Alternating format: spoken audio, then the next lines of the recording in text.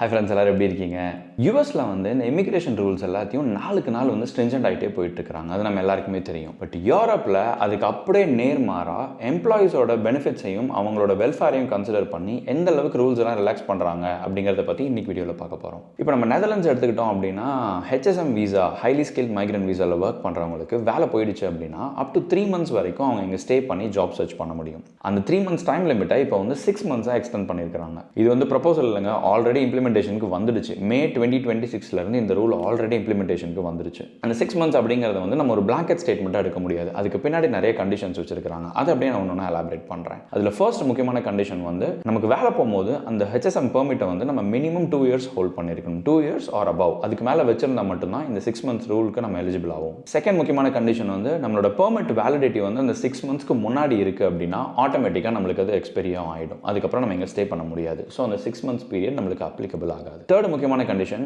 இப்போ நான் வேலையை விட்டு தூக்கிட்டாங்க, இன்றைக்கி தான் எனக்கு வந்து லே ஆஃப் அனௌன்ஸ்மெண்ட் வந்துருக்குது, இமீடியட்டாக அதை ஸ்டார்ட் ஆகிடுமா அப்படின்னு கேட்டால் அப்படி கிடையாது. நம்மளோட லாஸ்ட் டே ஆஃப் எம்ப்ளாய்மெண்ட், அதாவது இப்போ நம்ம ஒர்க் பண்ணுற கம்பெனியில் லாஸ்ட் டே ஆஃப் கான்ட்ராக்ட் முடிஞ்சதுலேருந்து தான் அந்த 6 months பீரியட் வந்து ஸ்டார்ட் ஆகும். அண்ட் அதோடவே இப்போ நம்ம வந்து நம்ம கிட்ட தான் ஹெச்எஸ்எம் பெர்மிட் இருக்குது, எந்த வேலைக்கு வேணாலும் அப்ளை பண்ணிடலாமா அப்படின்னு கேட்டால் அந்த மாதிரியும் கிடையாது. நம்ம அடுத்ததாக போகக்கூடிய எம்ப்ளாயர் வந்து அவங்க ஐஎன்டி ரெகக்னைஸ்டு அஃபிஷியல் ஸ்பான்சர்ஸ் லிஸ்ட்டில் இருக்கணும். அட் த சேம் டைம் நம்மளோட சாலரி கிரைட்டீரியாவை அவங்க மீட் பண்ணியிருக்கணும். ஸோ ஹெச்எஸ்எம்க்குன்னு ஒரு சில கண்டிஷன்ஸ்லாம் இருக்குது. அது வந்து ஹைலி ஸ்கில்ட் மைக்ரண்ட் வீசா அப்படிங்கிறதுனால அந்த நீங்கள் அப்ளை பண்ணி போகக்கூடிய ஜாபுக்கு அந்த ஹெச்எஸ்எம் வந்து குவாலிஃபைட் எனஃபாக இருக்கணும். அட் த சேம் டைம் உங்களோட சேலரி கிரைட்டீரியா எல்லாம் மீட் ஆகிருக்கணும். அண்ட் எல்லாத்துக்கும் மேலே அந்த எம்ப்ளாயர் வந்து ஐஎன்டியோட அஃபிஷியல் ரெகக்னைஸ்டு ஸ்பான்சர் லிஸ்ட்டில் இருக்கணும். அண்ட் சேலரி கிரைட்டீரியா பொறுத்த வரைக்கும் அது அப்படியே தாங்க இருக்குது. அபவ் 30 yearsக்கு மேலே இருக்கும் போது ஹெச்எஸ்எம் அப்ளை பண்ணணும் அப்படின்னா somewhere like 5,900 euros gross excluding holiday pay நம்மளுக்கு கிராஸ் சேலரி இருக்கணும். இதே லெஸ் தேன் 30 years இருக்கணும் அப்படின்னா 4,300 euros வரைக்கும் சேலரி இருக்கணும். அண்ட் இதுலேயே வந்து லோ சேலரி கிரைட்டீரியா, அதாவது ரெடியூஸ்டு சேலரி கிரைட்டீரியன் இருக்குது. இப்போ இங்கே படிச்சுட்டு கிராஜுவேட் ஆகிட்டு மாஸ்டர்ஸ்லாம் முடிச்சுட்டு வேலைக்கு போகிறாங்க இல்லையா, ஸோ அவங்களுக்கு வந்து அப் டு 3,100 euros வரைக்கும்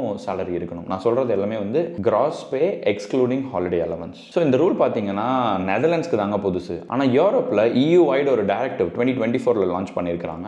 அதில் இந்த ரூல்ஸ் எல்லாத்தையும் சீக்கிரமாக எல்லா கண்ட்ரீஸும் இம்ப்ளிமெண்ட் பண்ணணும். முடிஞ்ச வரைக்கும் வந்து இந்த தேர்ட் வேர்ல்ட் கண்ட்ரீஸ்லேருந்து வரக்கூடிய மக்கள் அவங்களுக்கு வேலை போயிடுச்சு அப்படின்னா அவங்களோட ஜாப் செக்யூரிட்டி எப்படி என்ஷூர் பண்ணலாம், அவங்களோட வெல்பீயிங் வந்து எப்படி என்ஷூர் பண்ணலாம் அப்படிங்கிறது தான் இந்த டைரக்டிவ் வந்து ஃபோக்கஸ் பண்ணுது. ஸோ அதுபடி இந்த ரூலை வந்து நெதர்லாண்ட்ஸில் 2026 மேலேருந்து இம்ப்ளிமெண்ட் பண்ணியிருக்காங்க. அண்ட் ஏன் வந்து அந்த 2 years கட் ஆஃப் வச்சிருக்காங்க, ஏன் 2 வருஷத்துக்குள்ளார ஒருத்தங்க பெர்மிட் வச்சிருந்துருக்காங்க அப்படின்னா அவங்களுக்கு ஸ்டில் 3 months தான் அப்ளிகபிள் ஆகுது. ஏன் 2 yearsக்கு மேலே ஹோல்ட் பண்ணுறவங்களுக்கு 6 months வரைக்கும் எக்ஸ்டெண்ட் பண்ணியிருக்காங்க அப்படின்னா இங்கே இருக்கக்கூடிய கவர்மெண்ட் என்ன திங்க் பண்ணுறாங்கன்னா ஒருத்தங்க 2 years வரைக்கும் இங்கே இருந்து வேலை பார்த்துருக்காங்க அப்படின்னா அவங்க ஆல்ரெடி நிறைய வெல் இன்டெகிரேட் ஆகிருப்பாங்க, இந்த சொசைட்டியோட எக்கனாமிக்கலாக நிறைய கான்ட்ரிபியூட் பண்ணியிருப்பாங்க, டாக்ஸஸ் பே பண்ணியிருப்பாங்க. ஸோ அதனால் அவங்கள வந்து வேலை போயிடுச்சு அப்படின்னா சிம்பிளாக தூக்கி வெளியில் போட்டுற முடியாது. இது வந்து நம்ம நாட்டுக்குமே எக்கனாமிக்கலாக இது ஒரு பெரிய லாஸ். ஒரு ரிசோர்ஸ் வந்து நம்மளோட கலாச்சாரத்தெல்லாம் பழகிக்கிட்டு ஒர்க்கிங் மெத்தட்ஸ் எல்லாத்தையும் லேர்ன் பண்ணிக்கிட்டு கம்பெனிக்காக கான்ட்ரிபியூட் பண்ணியிருக்காங்க, எக்கனாமிக்காக கான்ட்ரிபியூட் பண்ணியிருக்காங்க அப்படிங்கும் போது அந்த ரெஸ்பெக்ட் அவங்களுக்கு நம்ம திருப்பி கொடுக்கணும். At the same time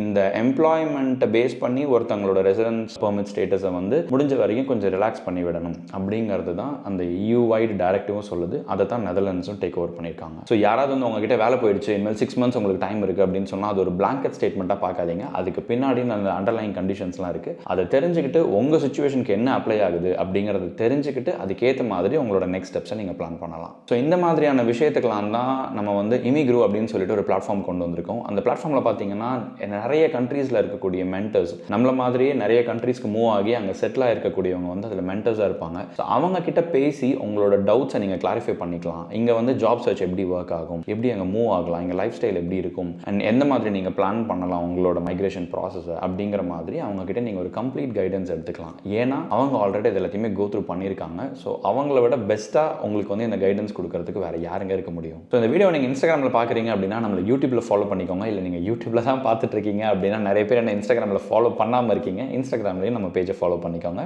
so நாங்கள் அடுத்ததாக போஸ்ட் பண்ணுற புது வீடியோஸ், புது கண்டென்ட்ஸ் உடனே வந்து உங்களுக்கு சேரும். ஸோ ஹோப்ஃபுல்லி இன்னைக்கு வீடியோ உங்களுக்கு ரொம்பவே யூஸ்ஃபுல்லாகவும் இன்ஃபர்மேட்டிவாக இருந்திருக்கும்னு நினைக்கிறேன். இதே மாதிரி இன்னொரு இன்ட்ரெஸ்டிங்கான இன்ஃபர்மேட்டிவான வீடியோவில் சீக்கிரமே உங்களை வந்து சந்திக்கிறேன். Until then, stay safe, stay connected. Bye.